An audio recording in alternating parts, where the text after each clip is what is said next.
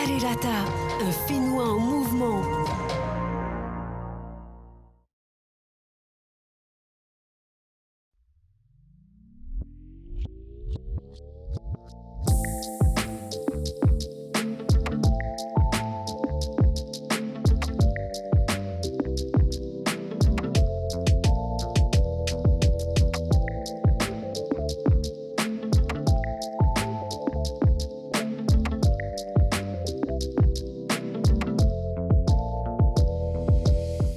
Farirata, premier réseau de proximité en Polynésie française, a pour raison d'être de relier les gens entre eux, d'offrir au plus près de la population des services de proximité. À ce titre, on a décidé de lancer une démarche citoyenne qui s'inscrit dans une politique dite RSE pour offrir nos espaces autour des bureaux de poste et développer une initiative en matière de jardins partagés. Et donc dans ce cadre, avec l'entreprise Fénois Bio, qui nous accompagne sur ce projet, on a développé de la permaculture sur des buttes auto-fertiles dans le but de retrouver ce que les ancêtres maoris savaient pratiquer. Ce lieu de proximité s'inscrit évidemment dans tous les services qu'on rend à la population en matière de services financiers, postaux, négoces, etc.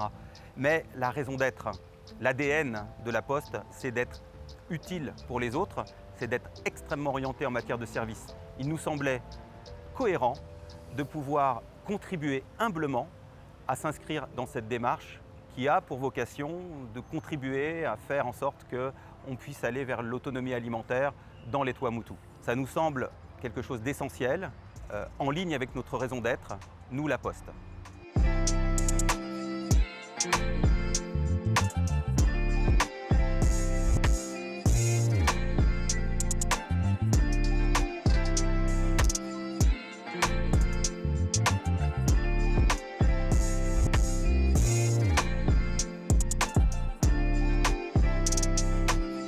Yorana, je suis Alexis, directeur de Fénois Bio.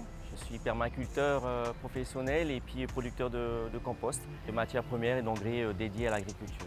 Je participe depuis plusieurs années dans des jardins partagés. J'ai été pionnier dans ces domaines-là, notamment dans les écoles.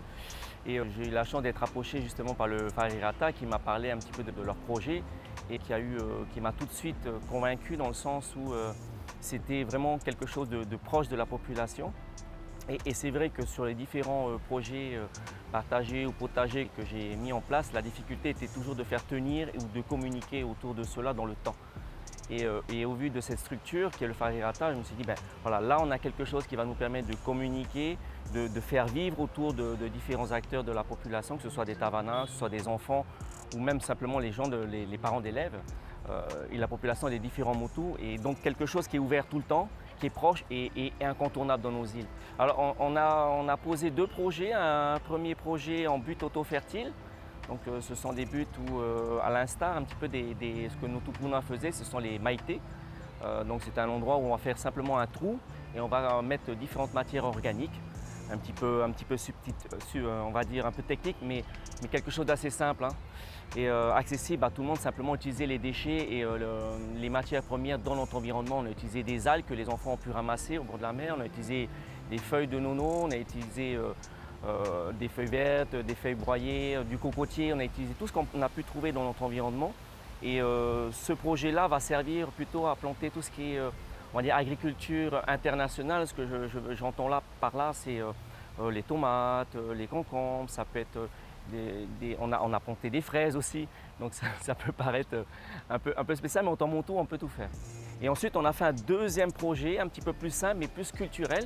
Donc on appelle ça un cercle de bananes auto-fertile. Et là, c'est plus, on va dire, on va planter des bananes, on va planter du choukanak, du moringa, qui est une plante extraordinaire, le moringa, qui va permettre vraiment d'avoir beaucoup de vitamines, comme la vitamine C, le fer, le calcium. Ensuite, on a planté des patates douces et du taro. La population est plutôt enthousiaste et ils sont vraiment venus à notre rencontre et ils étaient curieux d'apprendre de nouvelles méthodes, de nouvelles techniques. Et ce qui les a rassurés, c'est que les matières sont disponibles autour d'eux et c'est quelque chose au final de pas très compliqué à mettre en œuvre. Ça demande du travail au départ, certes, mais ce sont des concepts qui sont vivants, puisqu'on travaille sur des sols vivants. Je leur ai même trouvé des vers de terre, je leur ai amené des vers de terre, ils vont faire du compost aussi. Donc avec les enfants, ça a bien marché, puisque dans le sens où on nourrit des vers et en échange, les vers nous donnent de la terre. Et avec cette terre, on peut nourrir nos plantes qui, au final, nous nourrissent. Et c'est capital, les enfants. Je pense que l'avenir, c'est demain. Demain, ce sont nos enfants. Nous, les adultes, c'est un petit peu hier. On est là juste pour accompagner demain. Et donc, nos enfants sont capital dans ce genre de projet parce que derrière ça, ce sont aussi, vu que les enseignants sont au quotidien avec leurs parents et les enseignants, donc du coup, la transmission des savoir-faire peut être utilisée par ce biais-là. Alors, Fénois Bio, c'est de la permaculture, c'est prendre soin des hommes, prendre soin de la terre et partager équitablement.